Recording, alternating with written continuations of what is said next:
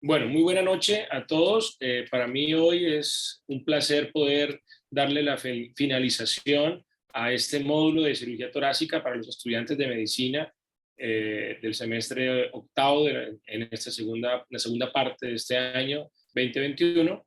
Y realmente pues creo que era muy importante que finalizáramos este módulo con un tema que parece sencillo, que creemos que dominamos y que creemos manejar muy bien o conocer muy bien, pero creo que es un tema que hay que hablarlo claramente, quitar muchos mitos, y creo que es algo que ustedes como médicos generales se van a encontrar constantemente en su práctica, y es específicamente el derrame pleural. El derrame pleural como tal es una condición, podríamos decir que es un momento clínico que puede tener múltiples causas. Por lo tanto, más allá de que ustedes, al considerar un derrame pleural, pues nunca pueden pensar que el derrame pleural es solamente drenarlo y no preocuparse nunca por saber qué es lo que lo está causando. Entonces, el primer mensaje que dejarles esta noche es que el derrame pleural es algo muy frecuente, lo van a ver constantemente en su práctica médica. Es un tema que implica muchas áreas de la medicina, desde el médico internista, el cirujano general y bueno, los superespecialistas como neumólogos y cirujanos torácicos. Pero es muy importante que ustedes tengan claro las pautas de manejo en el derrame pleural, y sobre todo dejarles claro que el derrame pleural nunca es igual a cirugía de tórax o a un procedimiento quirúrgico torácico. El derrame pleural siempre debe tener un análisis, debe tener un método científico donde ustedes van a tratar de hacer el mejor diagnóstico, y basados en ese diagnóstico es que ustedes van a decidir si el paciente es candidato o no a un procedimiento. Es muy importante que tengan ese concepto. Recordemos muy bien que el espacio pleural es un espacio virtual, es un espacio que no existe porque el pulmón está expandido en una cavidad rígida, como es la pared torácica, y este espacio pleural es un espacio funcional, activo. Aunque no existe, primero tiene una presión negativa y segundo debe tener una cantidad de líquido que va a permitir el funcionamiento y la expansión pulmonar. Ese líquido generalmente va a estar entre la pleura parietal y visceral, como ya les dije, en un espacio con presión negativa, y esa cantidad de líquido podríamos decir que se produce al día proporcionalmente dependiendo del peso del paciente, pero en general la cantidad que se podría encontrar en un espacio pleural de líquido no puede ser más de 15 centímetros cúbicos. ¿Por qué? Porque el líquido se está en constante producción-absorción, en una relación de producción 1 a absorción 20. Es decir, son más las posibilidades de que ese líquido se drene que se produzca. Y de esta forma, por eso nunca un paciente en condiciones normales debe tener un derrame pleural. Debe tener una cantidad mínima para que exista la función respiratoria. Recuerden muy bien que, como ya hemos hablado, inclusive lo revisamos las primeras presentaciones de nuestro semestre, el espacio pleural es un espacio dinámico que se encuentra entre la pleura parietal y la pleura visceral, ¿no? Hablamos también de esa cantidad de líquido, y es un líquido que se va a producir basado básicamente como un ultrafiltrado del plasma. Entonces el plasma, y esto debe hacerlos pensar un poco que este líquido, que normalmente debe existir en una cantidad pequeña, puede tener su contenido citoquímico muy similar al contenido plasmático. Este líquido sí puede tener algunas diferencias porque pues, el contenido proteico es mucho más bajo, puede aumentar si la presión arterial sistémica aumenta, también aumento de la edad, y en algunos casos las alteraciones en la circulación intercostal y bronquial también pueden afectar la producción de líquido. Ahora, ¿dónde se absorbe este líquido? Se absorben en unos orificios llamados estomatas que se encuentran entre la pleura mediastinal y diafragmática, sobre todo en la mediastinal inferior, que hacen de que esa producción también permita una absorción.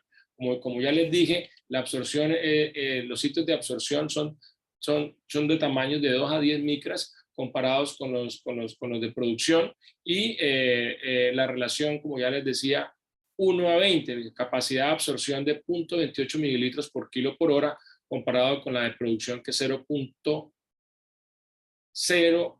mililitro por kilogramo por hora. Entonces es importante porque esta es la razón de por qué no tenemos normalmente derrames pleurales en los pacientes, a no ser que exista alguna alteración que lo esté causando. Y es allí en donde ustedes como médicos deben ser muy juiciosos en el abordaje de estos pacientes. Nuevamente es un filtrado plasmático en condiciones normales, un pH entre 7,6 a 7,60, 64, unas proteínas sí mucho más bajas que las séricas.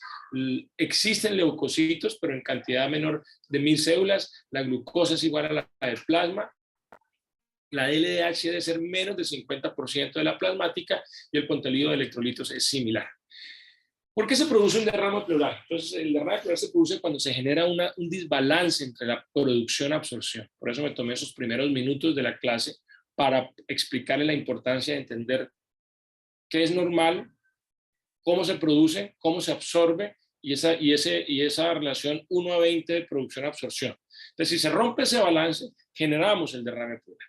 Es muy importante que ustedes tengan claro esto. Entonces, al entender que en condiciones normales, este es un líquido en poca cantidad que va a depender del peso y que inclusive si uno no tuviera cómo drenarlo, porque el sistema no tuviera cómo drenarse, podría generarse hasta 5 litros de líquido por producción al día, simplemente que el sistema de absorción hace que este líquido no sea evidente.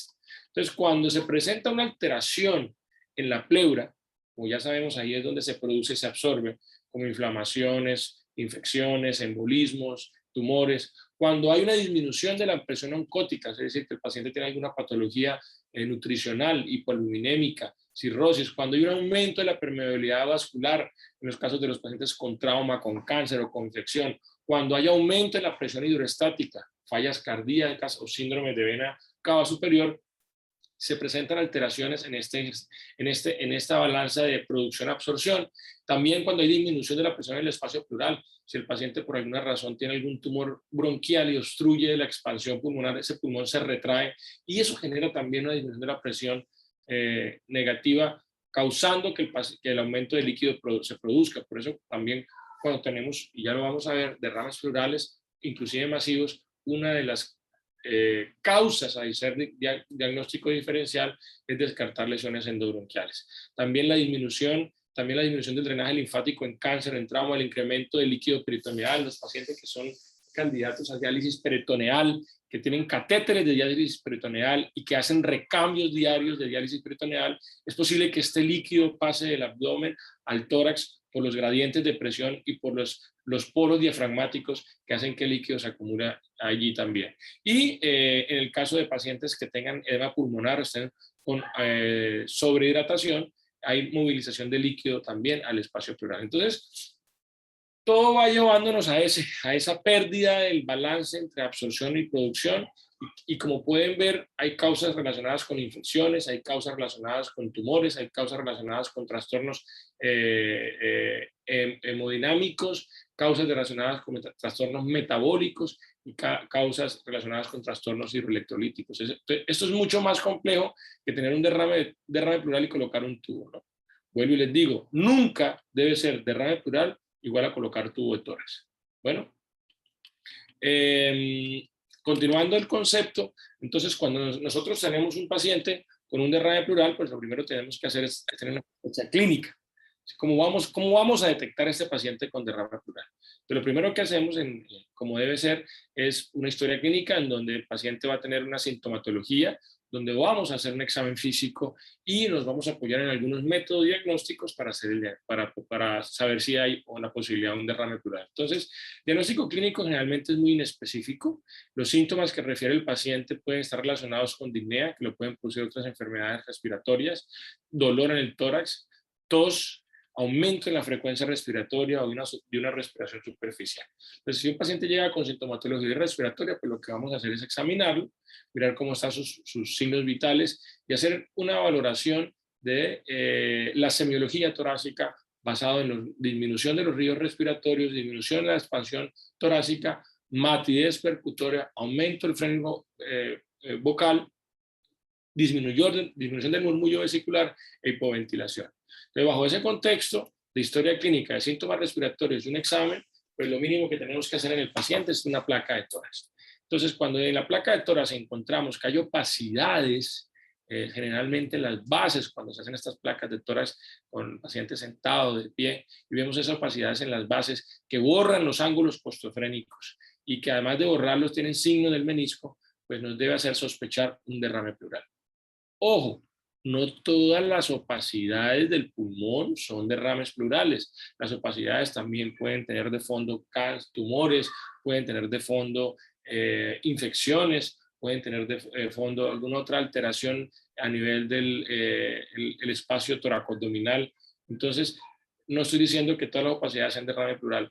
Lo que pasa es que es uno de nuestros diagnósticos diferenciales y lo debemos tener siempre en mente y nuestro objetivo es confirmar si así es. Entonces, para confirmarlo, podemos hacer una radiografía de cúbito lateral mirando si el líquido se desplaza por la pared torácica y generando generalmente una distancia mayor de 10 milímetros, y esa es la proyección de cúbito lateral para el estudio del líquido pleural.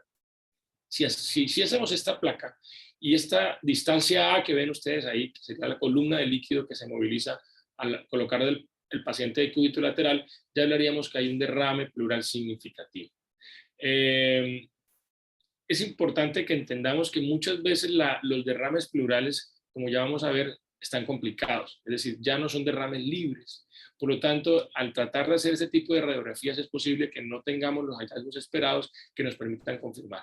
Pero es importante que lo sepan, es importante que sepan que eso hace parte de los estudios básicos, pero generalmente cuando tenemos la placa, lo que pasamos es al complemento ideal, para mí, con una tomografía axial computarizada, un TAC de tórax, y en su defecto una ultrasonografía o un eco torácico. Realmente la ecografía y la tomografía no son dos exámenes excluyentes, pueden complementarse, pero en el concepto de que si tenemos un TAC de tórax, no solamente nos va a permitir evaluar el derrame, si existe, qué cantidad podría existir, cómo están esas pleuras parietal y visceral, sino también evaluar si hay alguna condición asociada, como sería procesos tumorales, procesos neumónicos, evaluar si hay atelectasias, evaluar si hay compromiso del mediastino, evaluar pared torácica, que en algunos casos el ultrasonido no es tan sensible, pero es importante que vean que teniendo un paciente con clínica respiratoria, un examen físico sospechoso, una placa de tórax que nos oriente,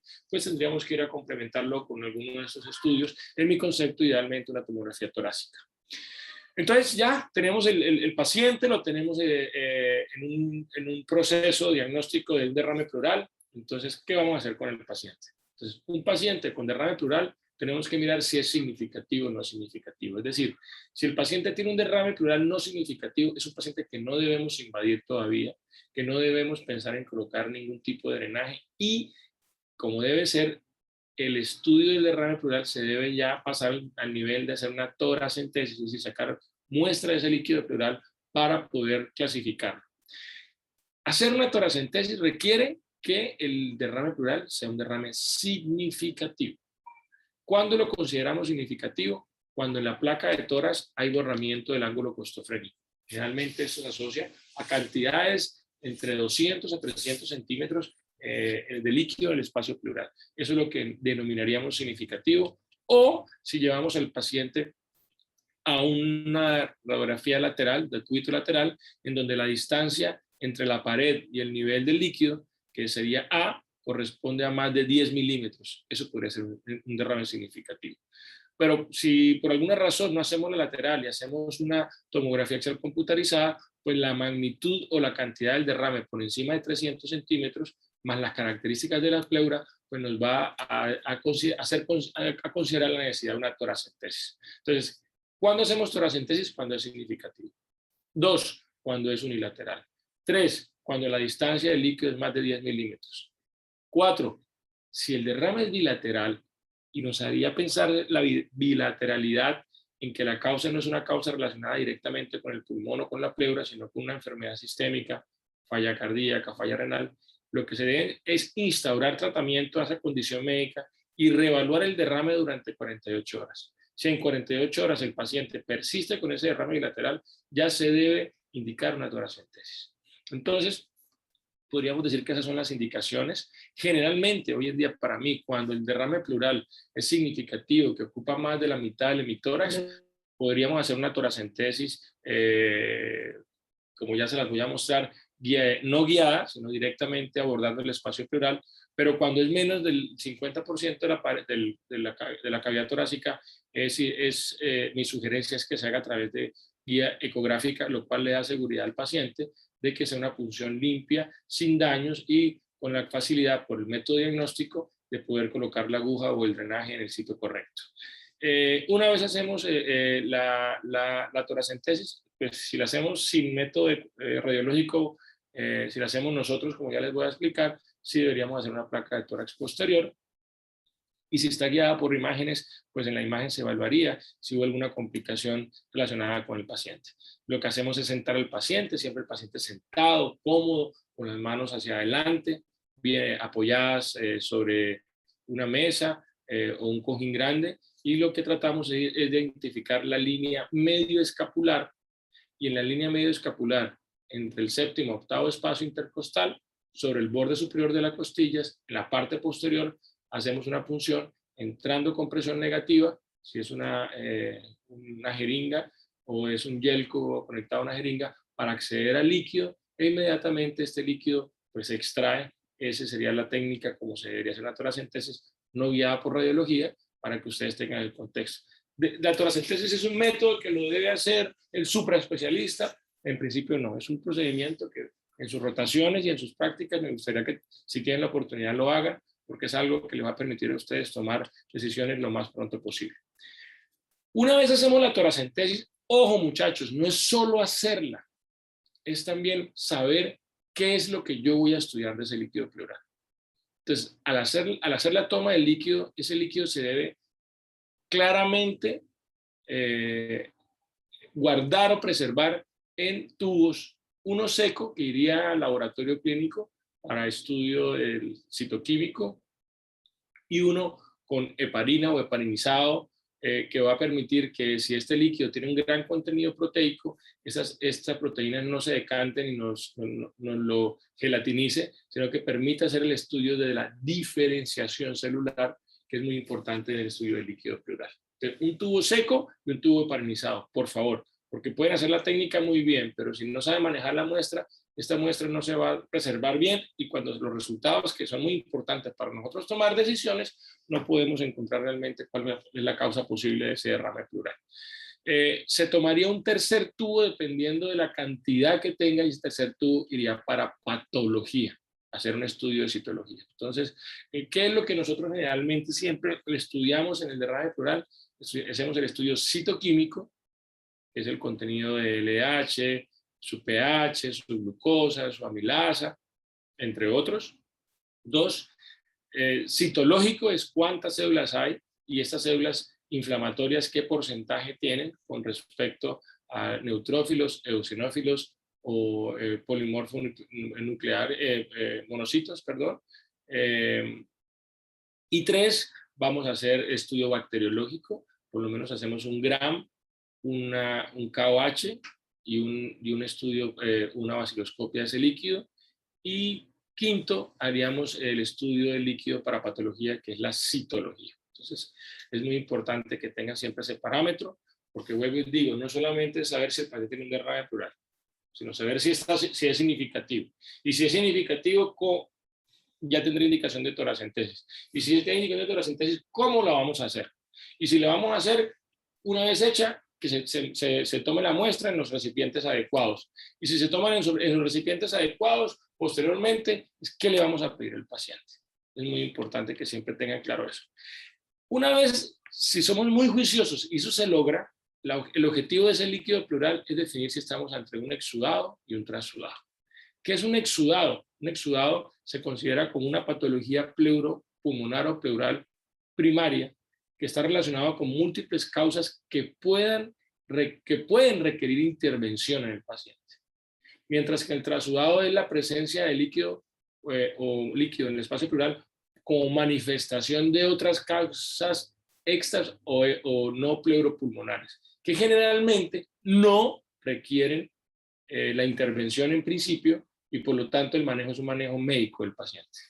Entonces ustedes me dirán, doctor, pero entonces nunca a un transudado lo drenamos, nunca un transudado lo operamos. En principio no deberían. Dejar un tubo de tórax o colocar un drenaje va a ser un procedimiento a un transudado. Primero no es lo correcto, no está indicado, y segundo, no va a cambiar la enfermedad como ya vamos a ver las causas posibles de transudado. Tercero, usted va a someter a un paciente a un procedimiento con riesgos. Cuarto, después usted no va a poder quitar ese tubo porque si hay una causa que no está relacionada con el espacio pleuropulmonar, el paciente pues va a producir líquido y usted no va a tener nunca cómo poder retirar ese líquido. Entonces, ya entrando de fondo sobre las posibles causas, pues se resumen en problemas cardíacos, problemas tumorales, problemas infecciosos, alteraciones vasculares y infecciones especiales como son la tuberculosis, ¿no?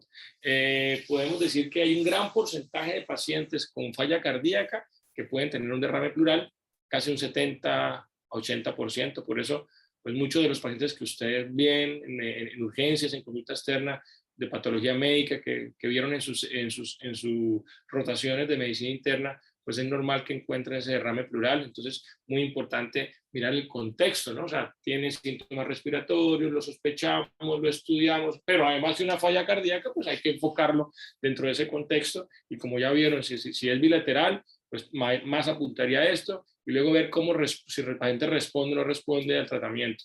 Porque no quiere decir también que porque tenga una falla cardíaca no puede tener de fondo un cáncer, no puede tener una tuberculosis. Entonces, es ahí en donde se empiezan a pasar como etapas para ir haciendo el abordaje, el estudio y luego definir si el paciente requiere alguna intervención. Alrededor del 40% de las neumonías pueden tener derrame pleural. No todas las neumonías tienen derrames complicados, por lo tanto, muchos de los derrames neumónicos o paraneumónicos pueden responder al tratamiento médico, que es el tratamiento con antibióticos, pero cuando este derrame se complica, sí requiere intervenciones y más cuando ese derrame paraneumónico se convierte en un empiema. El 50% del embolismo pulmonar puede tener derrame pleural. Los posoperatorios de cirugía cardíaca, casi un 100% hacen evidencia de derrames pleurales. Las enfermedades autoinmunes como el lupus pueden tener hasta un 30% de derrame pleural, las pancreatitis en un 20% y la artritis reumatoidea.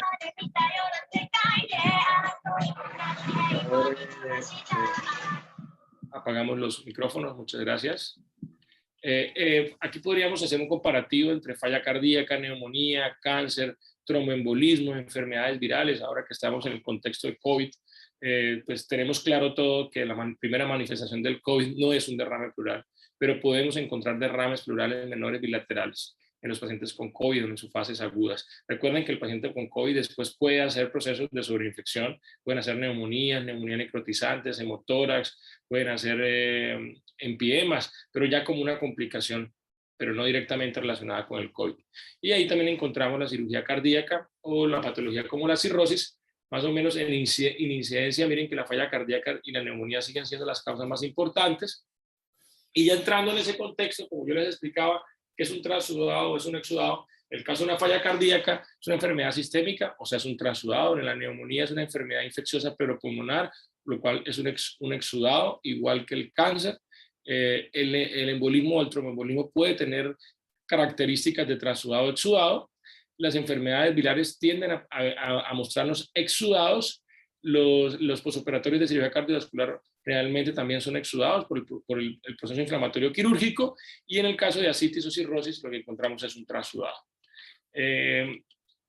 ¿Cómo es el comportamiento de los pacientes con derrame pleural con respecto a su mortalidad? Va a depender de la causa, ¿no? No es lo mismo un paciente con derrame pleural por falla cardíaca que por neumonía o empiema, que por tener una causa maligna, ¿no? Generalmente es más frecuente en mujeres con enfermedades autoinmunes, y como ya dije, es muy raro encontrar también artritis reumatoidea o pancreatitis, pero se pueden evidenciar en estos casos. Aquí tenemos alguna diferenciación nuevamente de lo que es un exudado o transudado. ¿Cuál es el transudado? Son filtrados del plasma por aumento de la presión hidroestática o disminución de la presión oncótica o alteración de la permeabilidad capilar, mientras que el exudado es un contenido rico proteico por inflamación que se produce generalmente por obstrucción o alteraciones de la permeabilidad y obstrucción del drenaje linfático. Entonces, dentro de los transudados, falla cardíaca, síndrome nefrótico, cirrosis, sobrecarga, y en los exudados, infecciones, cáncer y algunas enfermedades del colágeno.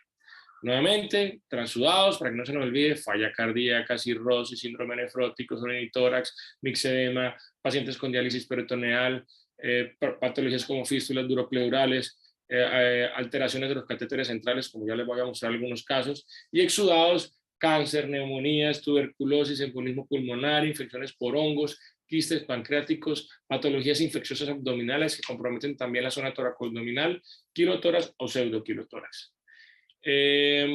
Entrando un poco al tema de las toracentesis, pueden complicarse las toracentesis, por eso les decía que si el hemitórax está comprometido en menos del 50%, yo les sugiero que se haga guiada por radiología para evitar la posibilidad de neumotórax, hemotórax y algunas alteraciones a nivel toracoabdominal al hacer la punción a ciegas, ¿no? Siempre, como les dije, hacer una placa de control. ¿Qué diferencia citoquímicamente el exudado del trasudado? Lo hace básicamente los criterios de Lai, que no son nada menos que el estudio de las proteínas y la LDH del líquido pleural, que luego se correlacionan con el contenido plasmático. Por eso es importante cuando hacemos toracentesis, no solamente tomar las muestras del líquido pleural, sino tomar por lo menos proteínas totales y LDH sérica para hacer la relación. Como ven ahí, en el caso de que uno de estos tres, con solo uno de estos tres criterios, ya consideraríamos positivo para exudado, y es así la relación de proteínas pleuroséricas sea mayor de 0.5, la relación de LDH pleurosérica sea mayor de 0.6, o que el valor absoluto de la LDH sea mayor de 2/3 del límite superior de la que se encuentra normalmente en suero.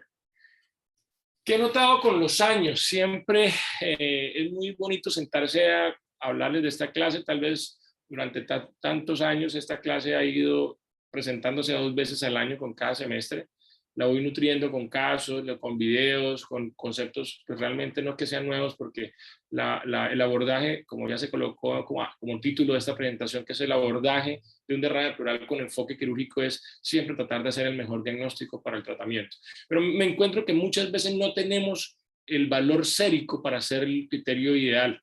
Entonces, hay algunas consideraciones como que si las proteínas son menores de 3, si la LDH es menor de 2/3 del límite sérico, si el colesterol es menos de 45 y si la albúmina relación en suero con el líquido pleural es mayor de 1.1, pues nos deben hacer pensar en un trasudado, ¿no? A diferencia de que si no es así, nos haga pensar en un exudado. ¿Qué más podemos encontrar en exudados? Podemos encontrar glucosas bajas, podemos encontrar pHs bajos, recuentos de leucocitos muy altos, podemos encontrar aumento de los triglicéridos en el caso de los quilotórax. Acuérdense que el quilotórax es la presencia, como no sé si lo habíamos hablado, de derrame de kilo, que es el contenido de proteínas que llevan el contenido graso de la absorción abdominal al lecho vascular a través de un conducto que se llama conducto torácico, que va atravesando toda el mediastino y va a desembocar en el confluente venoso subclavio venoso izquierdo, y que en algunas ocasiones por trauma, cáncer, este conducto se rompe y genera presencia de líquido blanquecino en el espacio pleural, que da inclusive muchas veces el aspecto macroscópico de un empiema, pero es un quilotórax, y este quilotórax pues tiene que tener un manejo específico, tratando de que esa fuga o esa pérdida del kilo sea controlada. También podemos tener aumento de algunas sustancias, como es la adenosina diaminasa, que puede estar por encima de 45 como diagnóstico para TB, inicio de tratamiento, y en el caso de motoras, donde uno esperaría encontrar contenidos de eritrocitos elevados o hematocritos de líquido mayor de 30%. Aquí pues puedo decirles que la sensibilidad y especificidad para el estudio del exudado pues sigue siendo los criterios de Lai los valores más importantes, que son pruebas muy sencillas que, como ya ustedes saben, si indican bien la toracentesis, toman bien la muestra y mandan las solicitudes, pues vamos a tener un gran rendimiento. Siempre que vamos a tratar de los pacientes con derrame pleural, pues no podemos hablar de tratamiento si no sabemos las causas. Ahora, hay pacientes que por su consideración clínica están con dificultades respiratorias severas, con compromiso hemodinámico. Entonces, esos pacientes muchas veces, y ahí sí como cirujanos les cuento, nos toca intervenirlos, porque un paciente con un derrame masivo, con una compromiso de su función o su mecánica ventilatoria, pues empezar a hacer la toracentesis y esperar, muchas veces estos pacientes requieren por urgencia el drenaje. Solo serían esas condiciones, que son las condiciones de emergencia, la que nos indicarían un drenaje inmediato, claro, tomando muestras del líquido y después reevaluando la conducta. Pero no pueden llevarse ese concepto de que siempre que estén con derrames hay que colocarle a todos los pacientes de emergencia un tubo. Eso no debe ser así. El tratamiento, pues generalmente en el trasudado es tratar de hacer el diagnóstico a través de la toracentesis, si está indicada, si es significativo, y generalmente es dar el adecuado manejo de la patología de base. Hay algunas patologías donde se pueden hacer toracentesis radiológicas repetitivas como para mejorar la mecánica, pero uno esperaría que con el manejo de la patología de base mejore el paciente. Mientras que en el exudado sí hay que mirar las causas para mirar el tratamiento. ¿Cuál es la causa más frecuente de exudado? Las infecciones pulmonares. Entonces, los derrames paraneumónicos también los estudió, nos los presentó en esta clasificación en varios tipos, en donde dependiendo del compromiso, del contenido y de la complicación del espacio, pues lo hablamos si es un derrame paraneumónico simple o no significativo, o si está complicado, o si es un empiema, como ven ahí en los 7 grupos, y esto pues nos va a llevar siempre a hacer algún tipo de intervención para ayudar a resolver al paciente su condición. Generalmente los derrames paraneumónicos no significativos deben mejorar con el tratamiento antibiótico, pero como ven ahí ya cuando hay un complicado, se requiere algún tipo de drenaje. En nuestra experiencia, y bueno, no es el motivo hoy de esta clase, pero espero que más adelante puedas darles apoyo y darles el aporte en la clase de derrames paraneumónicos y empidemas. Nosotros somos en nuestra escuela muy claros en que son pacientes que se benefician tempranamente, no ni siquiera de colocar un tubo, sino una toracoscopia para liberación, para drenaje del espacio pleural, para liberación de las fisuras, para liberación del diafragma, para expansión y lavar la cavidad. Que eso realmente ha impactado muchísimo. Tenemos estudios realizados en el Hospital Herado Meós, donde definitivamente es contundente la recuperación en estos pacientes y las estancias hospitalarias mucho más cortas cuando somos, entre comillas, agresivos en estos derrames paraneumónicos. Entonces, pues, el mensaje nuestro sería, desde que hay un diagnóstico de un derrame pleural complicado, si se al límite, lo intervenimos para mejoría del paciente con muy buenos resultados. Como ya dije, en el empiema no solamente es manejo antibiótico, sino drenarlo con garantizar la expansión pulmonar. En el caso de la tuberculosis pleural, la tuberculosis pleural no se cura con la cirugía, se le debe dar tratamiento al paciente, pero lo que hemos notado es que muchos de nuestros pacientes en el hospital tienen un contexto clínico que hay momentos en donde por edad, por factores de riesgo, pues para nosotros no es claro que sea una tuberculosis o un derrame maligno. Entonces, hacer la toracoscopia, tomar las muestras para que nos den la mejor precisión diagnóstica, liberar esas fisuras, liberar en lo más que se pueda ese espacio pleural, también nos ha enseñado que en el caso de la tuberculosis pleural, los pacientes se benefician y pueden recuperar funcionalmente esa alteración, entendiendo que la tuberculosis no se trata con cirugía, sino es el beneficio. En el caso de actinomicosis o aspergilosis, es importante los drenajes y los tratamientos. En el caso de las infecciones virales, como ya le dije, pues son procesos que deberían mejorar espontáneamente, pero muchos de ellos no son claros. Entonces terminamos en toracoscopias para hacer diagnóstico diferencial con tuberculosis y hacemos diagnóstico diferencial con cáncer. Y en el caso de las patologías autoinmunes y en el embolismo, básicamente pues ahí sí hay que tratar de ser lo más conservadores y no llevar al paciente a ningún procedimiento. En los derrames malignos, que son, pues los encontramos, recuerden que la enfermedad o el primer tumor que produce derrame pleural es el cáncer pulmonar. Es importante también poder tener un diagnóstico y por eso para nosotros la toracoscopia nos da un rendimiento porque la muestra que se toma es más allá del 90 al 100% de rendimiento diagnóstico si solo hiciéramos la citología del líquido o hiciéramos una biopsia con aguja de Koppel, que es una aguja que se introduce al espacio y trata de pellizcar esa pleura, pero la toracoscopia nos da un mejor rendimiento y es lo que hacemos constantemente. Aprovechamos para drenar y si efectivamente estamos ante un derrame maligno, pues recuerden que el derrame maligno tiene el problema de que va a aumentar y va a ser recurrente. Entonces, siempre evaluamos la posibilidad de hacer una pleurodesis. La pleurodesis es un procedimiento que al hacer la toracoscopia y evidenciar que estamos ante un derrame maligno, porque hay implantes, porque ya tenemos el reporte de la patología, podemos drenar ese líquido y si el pulmón está libre, podemos aplicar sellantes como talco, que es el silicato de magnesio, como algunos antibióticos como la neomicina o la tetraciclina, o algunas sustancias como la iodopovidona, que es lo que estamos haciendo ahora, para que se inflame esa pleura parietal con la visceral y se genere un sellamiento del espacio para evitar la recurrencia del líquido. También hay una posibilidad de hacer pleurodesis mecánica, que es como raspar o maltratar esa pleura parietal para inflamarla, y de esa forma se pega la pleura visceral. Pero nuestra técnica y lo que normalmente hacemos es la aspersión. En el derrame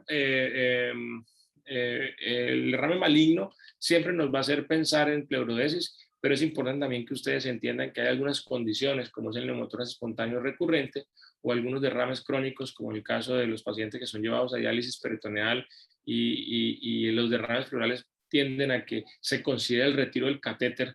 Entonces, pues, les damos la oportunidad de hacerle sellamiento para que puedan el paciente seguirse beneficiando de su diálisis peritoneal en un caso de una falla cardíaca. Ya vamos a ver algunos ejemplos. Este es una paciente que llegó con un derrame pleural muy sugestivo de que fuera un empiema, y lo que pues encontramos en ese derrame pleural es que era un kilotórax. Entonces, miren las características: es un líquido libre, suelto, lechoso, con una pleura congestiva. Pues inicialmente cuando entramos, pues evaluamos esto, confirmamos la presencia de triglicéridos elevados en el citoquímico y aprovechamos para tratar de hacer un sellamiento del espacio, tratar de ubicar la causa. Esos pacientes generalmente los sometemos a suspensión de la vía oral, y en algunos casos, dependiendo del grado del quirotórax, iniciamos con dietas hipograsas.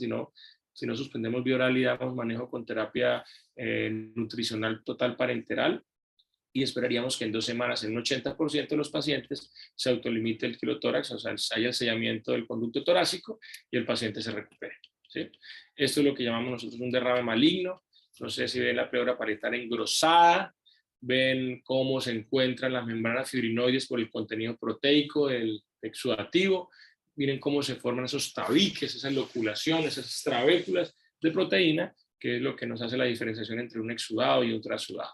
Aquí tenemos otro caso de un empiema que llevaba a decorticación, una neumonía necrotizante que tenía ese derrame pleural loculado. Miren ese aspecto fibrino porulento de la pleura y cómo queda atrapado el pulmón. Entonces ahí estamos de liberar la pleura y soltar los tabiques y limpiarlo, es pleurectomía, pero luego liberar el pulmón y expandirlo es decorticación. Entonces aquí estaríamos haciendo una pleurectomía de decorticación para el manejo del tratamiento de un paciente con empiema paraneumónico, y ya estamos dejando nuestro drenaje pleural y miren cómo empieza a expandir ese pulmón y logramos, claro, dentro de un lecho bastante congestivo, pero logramos recuperar ese espacio, que es lo que el paciente necesita para su recuperación en un proceso infeccioso, una radiografía pre- y posoperatoria.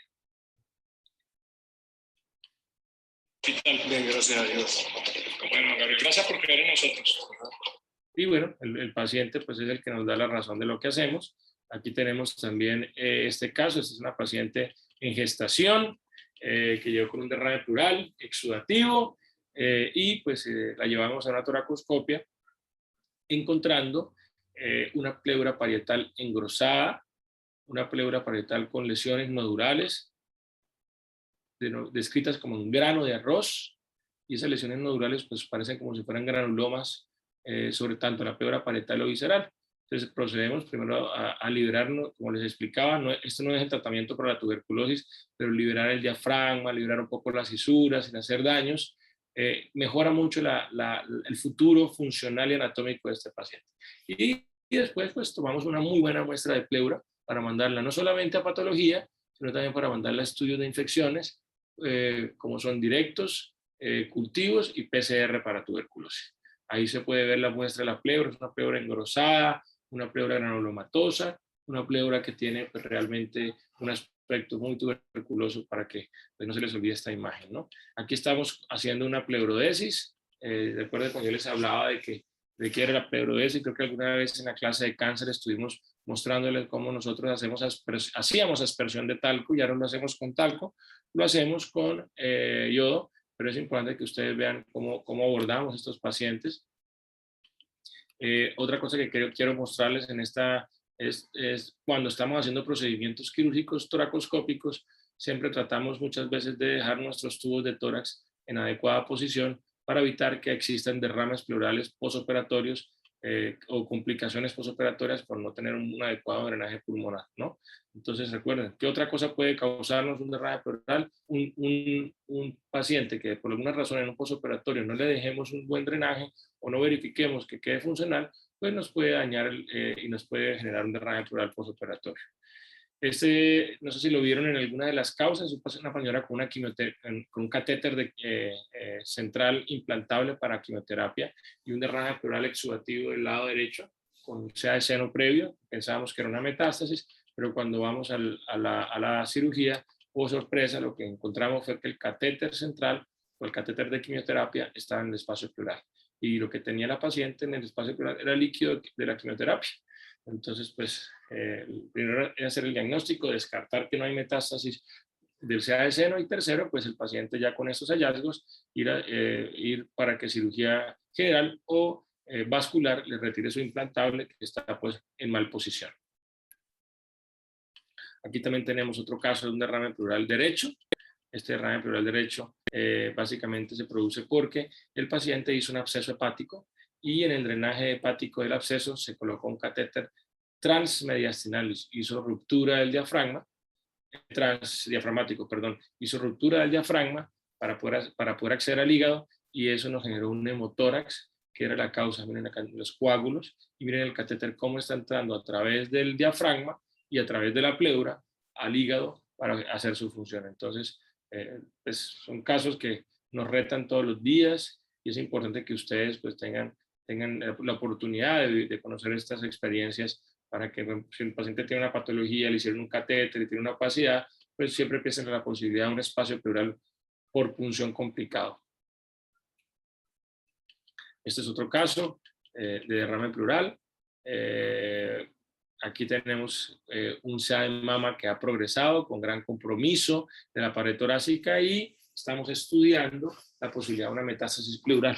Entonces tratamos de hacer un abordaje a través de una incisión diferente o lejos de donde está la infiltración tumoral, ¿sí? Entonces, pero doctor, ¿pero para qué hacen eso? No la molesten, pues está en un derrame pleural sintomático, está teniendo mala calidad de vida y tenemos que someterla a la posibilidad de una pleurodesis para tratar de garantizar a la paciente mejor calidad de vida. Efectivamente hay un derrame pleural con una pleura parietal muy sospechosa de neoplasia, la cual pues procedimos a tomar muestra y a estudiarla como es nuestro deber. Y siempre tratando de que nuestras incisiones en la toracoscopia pues no afecten para nada también todo el compromiso tumoral que tiene la paciente.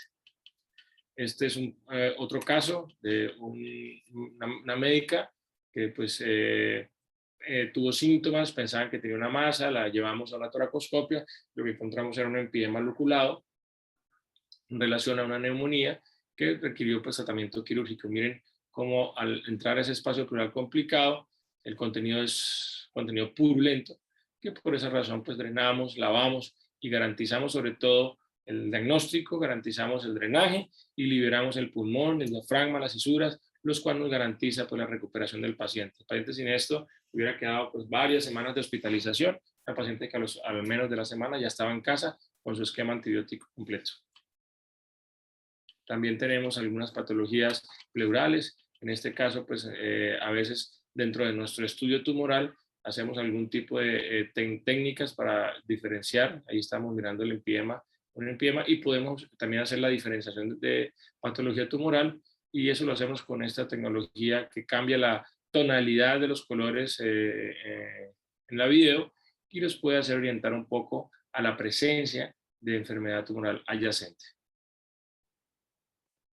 Hoy en día casi que el 95 al 99% de nuestra patología pleural que lo hacemos por técnica mínima invasiva y estábamos viendo los cambios de coloraciones para identificar si hay siembras tumorales en estos pacientes en el abordaje de enfermedades pleurales donde siempre es importante hacer el diagnóstico diferencial.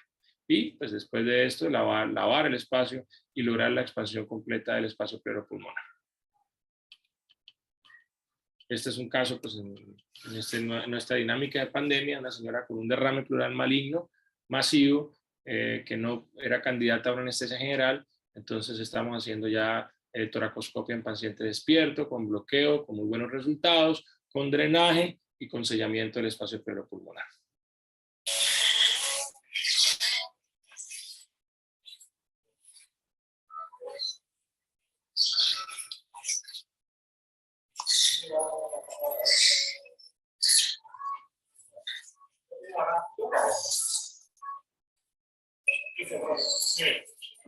Ahí estamos viendo el espacio pleural con anestesia local, paciente con respiración espontánea.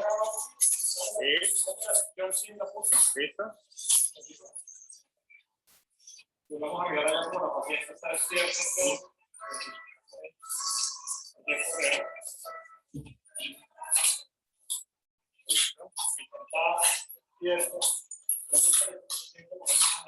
Okay.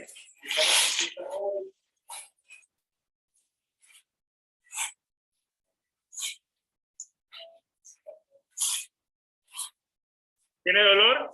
No. Bueno, creo que y aquí tenemos pues algún video donde estamos viendo también la posibilidad de un derrame maligno, pero lo que quiero llamar la atención con este caso era una metástasis por melanoma. Entonces miren la pigmentación de esas metástasis por melanoma en el espacio pleuropulmonar, ¿no? Realmente pues es importante que vean pues, las múltiples causas, pero también las características macroscópicas de este derrame en el caso de metástasis. Algunas consideraciones, a veces también tenemos tubos de tórax que no funcionan. Aquí tenemos un tubo de tórax subcutáneo. Y para finalizar, el derrame pleural no es una patología como tal, sino es la manifestación de muchas enfermedades. No todas son indicativos de toracentesis, hay que considerar los que sean significativos. Una vez se pueda, siempre traten de diagnosticarlo para poder dirigir bien el tratamiento y cada paciente pues, nos puede dar un tratamiento definitivo dentro de la enfermedad. Sé que ya ustedes entran a noveno semestre, espero que todos pues, logren el objetivo de este semestre, poder haber podido pues, terminarlo con éxito. Sé que algunos de ustedes tuvieron la oportunidad o se dieron la oportunidad de estar asistenciales en el hospital, sé que lo aprovecharon por parte nuestra. Tratamos de que los compañeros que iban a la rotación pues la aprovecharan al máximo, pero los quiero invitar cuando lleguen al internado, porque pues este curso que es el de conceptos básicos de cirugía torácica, el CICOP, pues van a poder hacerlo como médicos internos, gratuito, vinculados al hospital, y seguramente pues este curso le va a dar la oportunidad en 10 módulos, donde se va a hablar de trauma, de traqueostomía, derrame pleural, cáncer pulmonar, nódulo pulmonar, síndrome de elevación diafragmática, anatomía, fisiología, pues van a tener conceptos muy importantes en el abordaje del paciente de cirugía torácica. Bueno, muchas gracias. No sé si tienen alguna pregunta.